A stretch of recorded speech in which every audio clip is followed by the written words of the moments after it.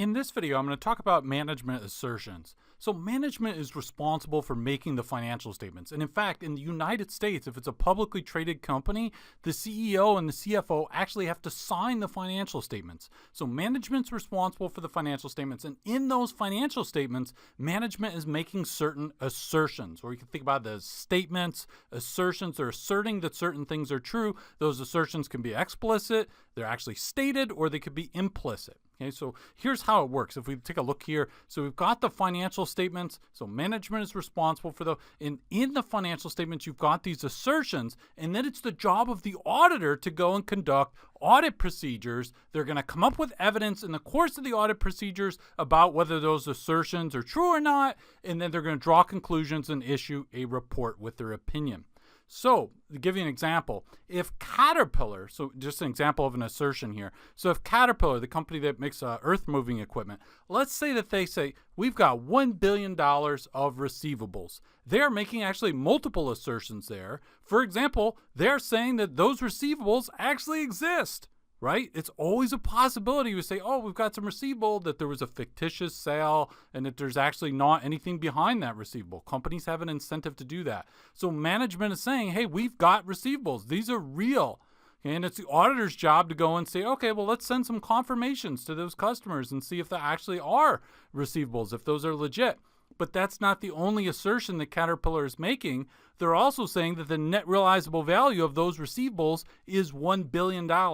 Okay, so that's an assertion about the actual account balance. So there's all different types of assertions that management is going to make in the financial statements. Now, we can put these assertions into two buckets. There's two general categories. So we've got assertions about classes of transactions and events.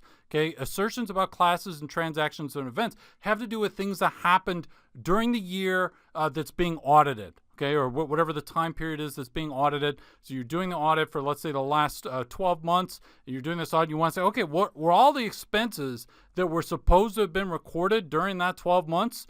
Were they in fact recorded? Okay, so there's different transactions that lead to expenses, and the auditor wants to see, okay, were all the expenses actually properly recorded like they should have been? Were all those transactions recorded? Management, of course, is going to assert yes. Right? They're not going to give you the financials and say, by the way, there's a lot of problems here. We didn't record a lot of expenses, but have fun with the financials. They're going to say, yeah, everything was properly recorded. Everything is fine. There's nothing to see here. And it's the auditor's job to go and say, okay, let's take a look at that assertion and see if it actually is true.